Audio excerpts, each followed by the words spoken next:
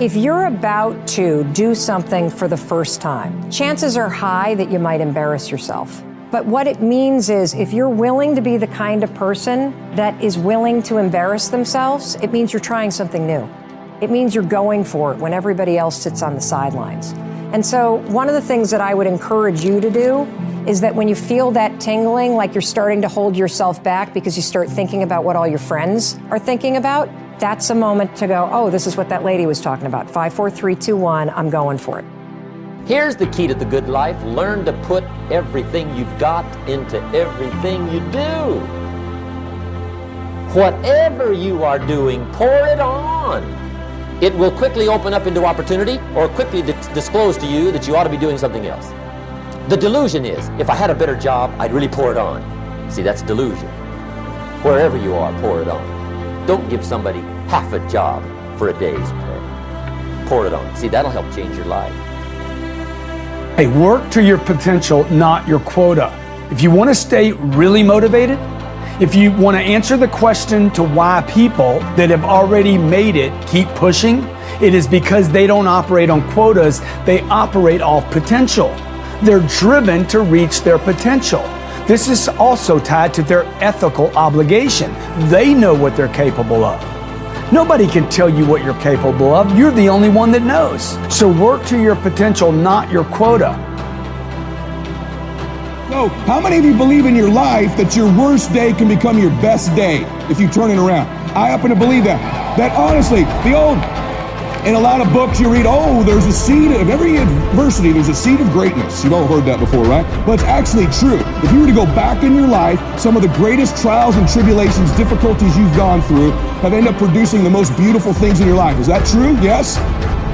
Even when you don't want it to be there, you can't stop yourself right now from thinking. You can't do it. It's going on. And so learning how to empower yourself, part of doing that is standing up to yourself. And I'm telling you, if you can apply this particular principle, this is like a key that's going to unlock all doors.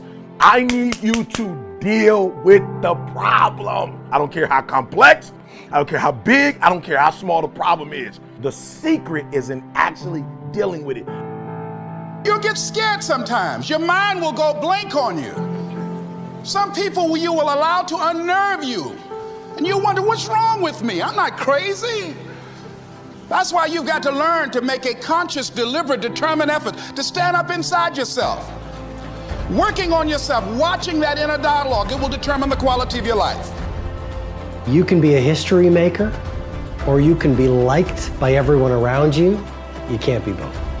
I mean, the very nature of living your personal greatness and doing something otherworldly in our world of ours means you're going to have to think differently from the majority. You're going to have to install the habits and routines that most people don't do.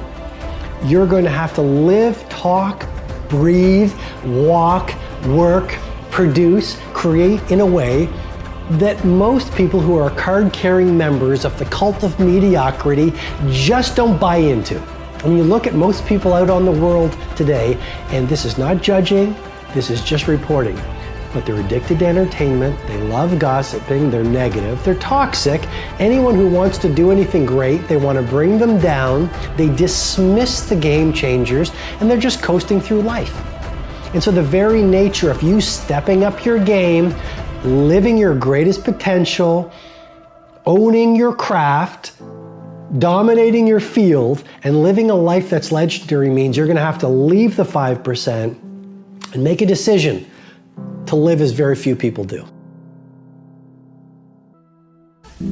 Think about that. Now, see, I think that when you decide to take a leap and you handle the challenges that you're facing, read something about fear. That's one of the things that keeps us from beginning to live life. Here's what happened. This guy, John Rogers, wrote that. He said, when people take the courage to journey into the center of their fear, they find nothing. It is only many layers of fear being afraid of itself. And Eleanor Roosevelt said, you gain strength, courage, and confidence by every experience in which you really stop to look fear in the face. You're able to say to yourself, I've lived through this horror. I can take the next thing that comes along. You must do the thing you cannot do. See, that's what the volcano is. It is the thing that we cannot do. And because it is that, we must do that. Once fear is acted upon, the death of fear is certain. If you had 6 months to live, what would you do differently with your life? What would you do differently? Would you have the same job? Would you be worried about things that you're worried about right now? Would you have the same relationships? Would you have the same people in your life? If you're going through a challenge, not that you've been laid off, but the universe has given you an opportunity to find your real true making on the planet, then use that time wisely. Volunteer, give yourself away. My high school teacher, Charles L. Williams, said something I love. He said, love and happiness are like perfumes. You can't sprinkle it on others without getting a few drops on yourself. Isn't that beautiful? See, what you give is what? What you get. All right, repeat after me, please. I'm going to give my life away. Because what you give is what you get. Most people fear change. A lot of people stay in jobs where they're miserable, or stay in relationships where they're miserable. Sometimes in order to begin to see the daisies in life, you've got to be willing to change cities, change friends, change relationships, change jobs. See, after a while you get bored doing the same old thing in the same old way, day in and day out. Human beings were designed to achieve. And when you're not on a path of developing your greatness and growing and being more productive and being more effective, then your life literally becomes depressing. See, this psychiatrist talked about the fact that these people who had been on his couch for months and years, not being able to make decisions about things, but when they found out that they were dying, they got up and started making all kinds of decisions. They decided no longer to sell out. And you know what happened to me when I lost my job? You know what I think it was, what life said to me more or less? Les Brown, you know you can do more than what you're now doing. Les Brown, you have sold out. Les Brown, go home.